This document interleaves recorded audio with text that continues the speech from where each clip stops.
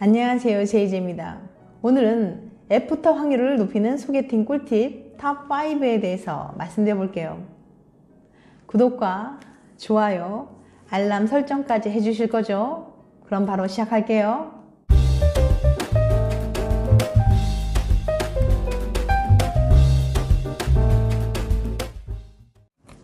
첫 번째, 만남. 소개팅은 새로운 사람과 연애를 시작하는 가장 좋은 방법이에요. 하지만 문제점도 있죠. 소개팅의 첫 만남이 참 어렵고 어색하다는 거예요. 그래서 소개팅을 앞두고 있는 혹은 소개팅을 지속적으로 실패하고 있는 분들을 위해서 두 번째 만남의 확률을 엄청나게 높여주는 소개팅 팁 5가지를 알려드릴게요. 심리학 연구를 통해 검증된 방법만 모았으니까 끝까지 보시고 한번 써먹어 보세요. 첫 번째, 여행에 대해 얘기하라. 두 번째 데이트할 확률이 영화 얘기한 커플은 9%, 여행 이야기를 한 커플은 18%로 나왔어요. 해포드샤이어 대학 심리학과의 리차드 와이즈먼 교수 연구에 따르면 첫 데이트에서 여행 이야기를 한 커플은 영화에 대해 이야기한 커플보다 두 번째 데이트를 할 확률이 2배나 높았습니다.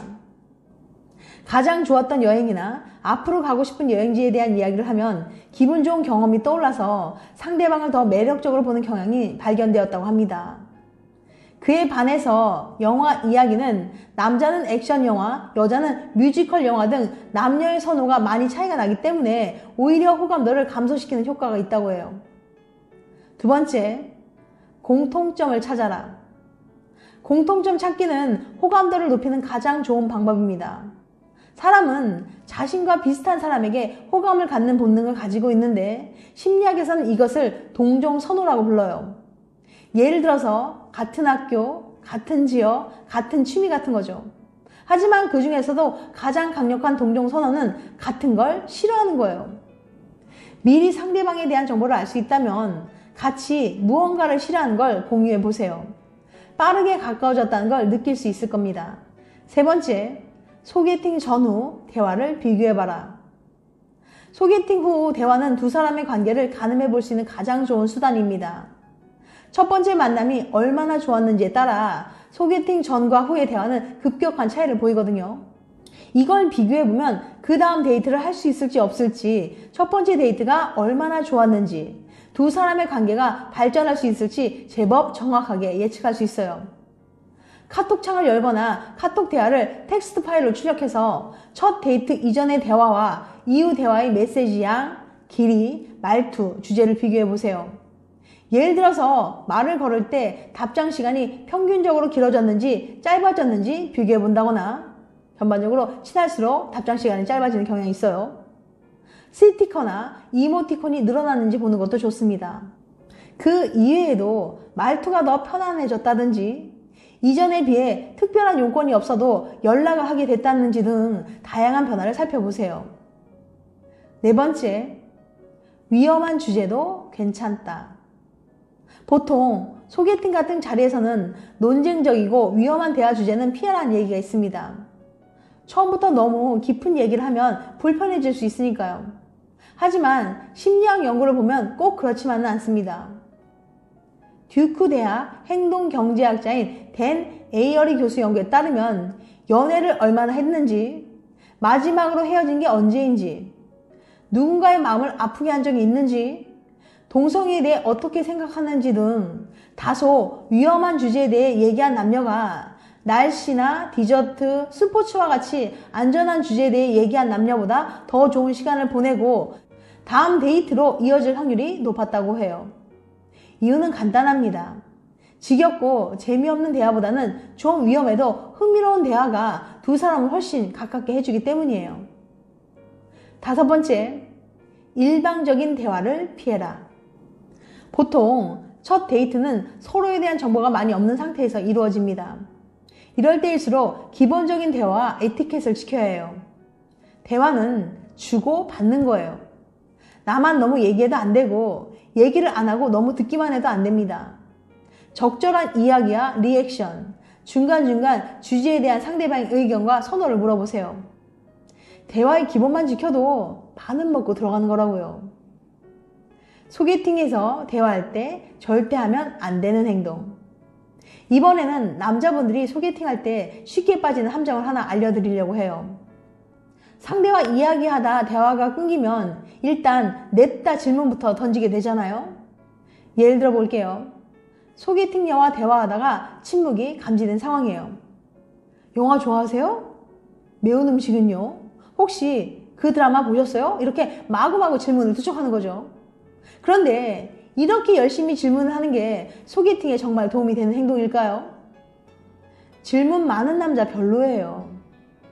스탠퍼드 대학의 맥파랜드 교수는 소개팅에서 호감도를 높이는 방법을 알아보려고 무려 1100쌍의 소개팅 대화를 분석했습니다. 여기서 교수는 재밌는 사실을 발견하게 되는데요. 글쎄 여자들이 질문을 많이 하는 남자들을 별로라고 평가한 거예요. 그런데 좀 이상하지 않나요?